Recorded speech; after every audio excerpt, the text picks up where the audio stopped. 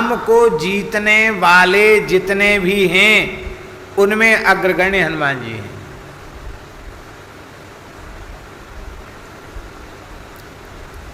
काम पर विजय प्राप्त करना बड़ा कठिन है। पूज्य धर्म संघ वाले गुरुजी सुनाते थे, आपको भी श्लोक कंठस्थ होगा।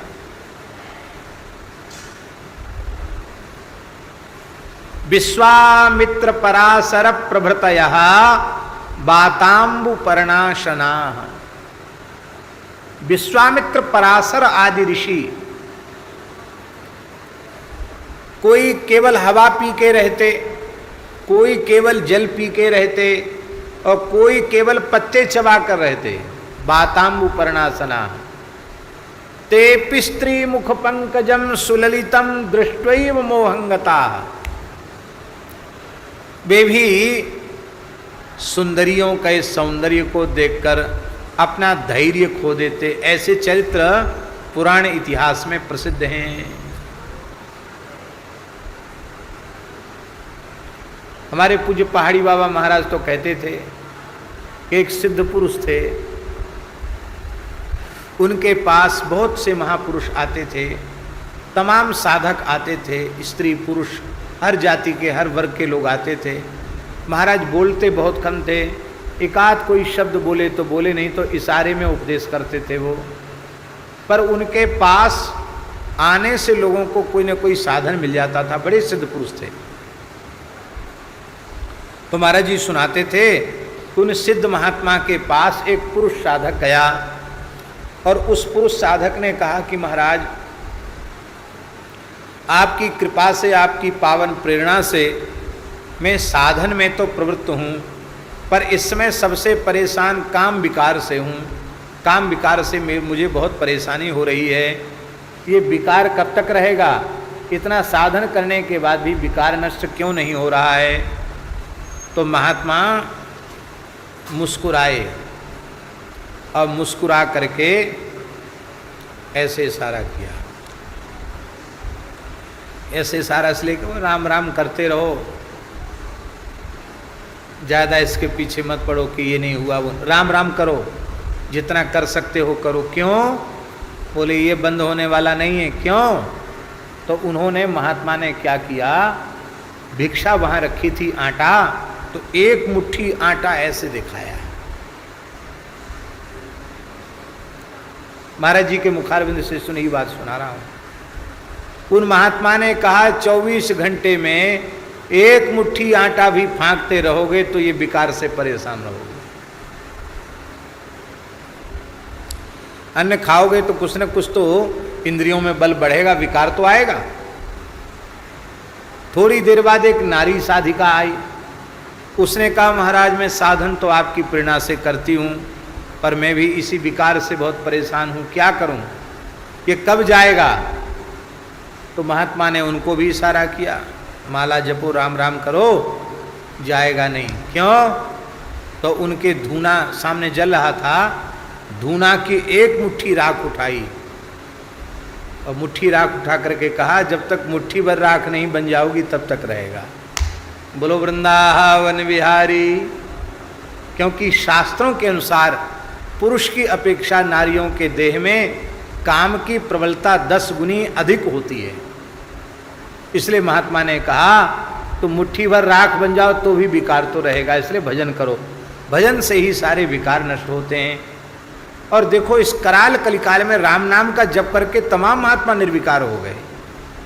इसका मतलब है आप इसके पीछे मत पड़ो, आप राम नाम के पीछे पड़ जाओ। राम नाम के पीछे पड़ जाओ तो हरि नाम ही आपको निर्मल बना देगा, निष्काम बना देगा, निर्दोष बना देगा।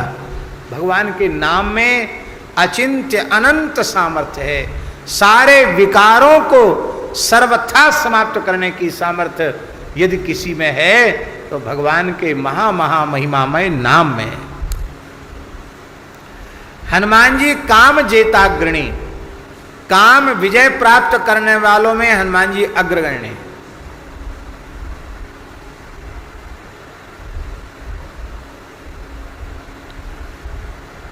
आजकल विश्व सुंदरियों का चुनाव होता है, उनके शीश पे एक ताज बांधा जाता है, विश्व सुंदरी फर्स्ट, विश्व सुंदरी सेकंड, बस विश्व सुंदरी थर्ड, और कुछ उनको पुरस्कार भी मिलता है।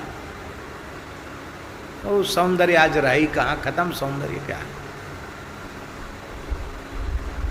उसमें भी हमने सुना है ऐसा कि कुछ ले दे के भी किताब मिल जाता है, ऐसा भी हमने सुना है, उसमें भी रिश्वत चलती है।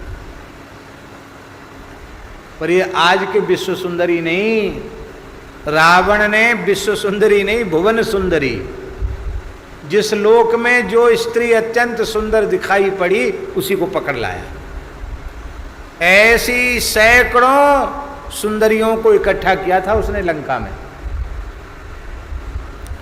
और इस प्रकरण को ठीक से समझना हो तो हम समझाना भी नहीं चाहते, और आपको संतोष न हो हमारे संक्षिप्त प्रवचन से, तो आप वाल्मीकि रामायण में सुंदरकांड में हनुमान जी ने जो सीता जी का अन्वेषण करते हुए रावण के अंतःपुर में स्त्रियों को देखा है उसको आप पढ़ लेना। सैकड़ों स्त्रियों के बीच में सोता था रावण।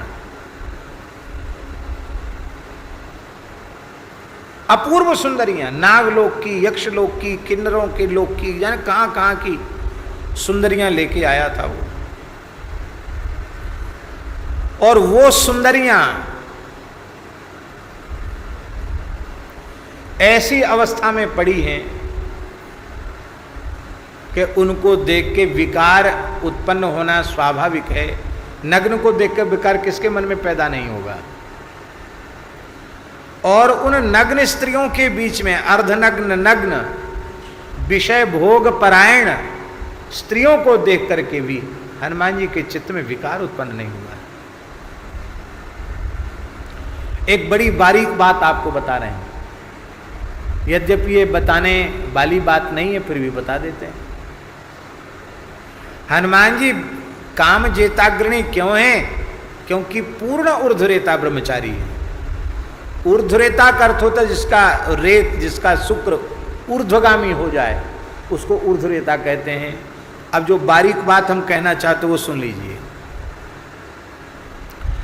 मनुष्य के भीतर किसी दृश्य को देखकर, किसी बात को सुनकर जब विकार जागृत होता है, अभी क्रिया रूप में परिणत नहीं हुआ पर उसके मन में विकार पैदा हो गया, तो विकार पैदा होते ही मन में जो हलचल पैदा होती है उस हलचल के साथ ही शुक्र अपने स्थान से स्खलित होकर वीर्य प्रवाह जो नलिकाएं हैं उनसे वो नीचे की ओर जाने लग जाता है, स्वाभाविक रूप से जाने लग जाता है नीचे की ओर। और क्रिया निष्पत्ति के बाद तो उसका क्षरण ही हो जाता है। इसलिए संयम नष्ट होवे या न होवे, ब्रह्मचर्य नष्ट होवे या न होवे, मन में विकार आया है और तनिक मानसिक उत्तेजना भी हुई है तो उतने मात्र से शुक्र अपने स्थान से क्षरित होने लग जाता है, नीचे की ओर जाने लग जाता है। और जो अपने स्थान से चलायमान हुआ जो शुक्र है वो फिर देह में रहता नहीं है, उसको तो बाहर निकलना ही है। इसलिए पूर्ण ब्रह्मचारी वही हो सकता है जिसके चित्त में कभी विकार ही पैदा न हो। और ऐसे पूर्ण निर्विकार यदि कोई हैं तो वे श्री हनुमान जी महाराज हैं। ऐसी स्त्रियों को देखकर भी उनके मन में विकार उत्पन्न नहीं हुआ।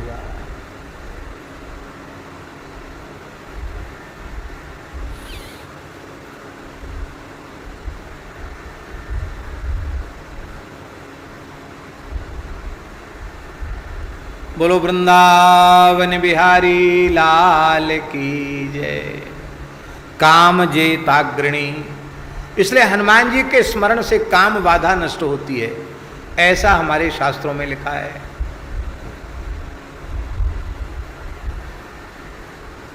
बड़ा सुंदर श्लोक। सनत कुमारो देवर्षि शुक भीष्म प्लवंगमा पंचैतान स्मरतो नित्यम काम बाधा निवर्तते। इन 5 का स्मरण करने से काम बाधा नष्ट हो जाती है। सनत कुमार माने सनकादिक भगवान, सनक सनंदन सनातन सनत कुमार, देवर्षि देवर्षि नारद जी, सुखदेव जी महाराज, पितामह भीष्म भी ऊर्ध्वरेता ब्रह्मचारी भीष्म जी महाराज और श्री हनुमान जी महाराज, इन 5 का स्मरण करने से और काम बाधा नष्ट हो जाती है। क्योंकि इनका 5 का भावपूर्वक स्मरण करेगा तो इनका संयम सदाचार हमारी ध्यान में आएगा और उससे निर्विकार हो। देखो महात्माओं के स्मरण से चित्त निर्विकार होता है। संतों की वाणी स्मरण में आ जाए तो विकार नष्ट हो जाता है। संतों का उपदेश ध्यान में आ जाए तो विकार नष्ट हो जाता है। बोलो भक्तवत्सल भगवान की जय।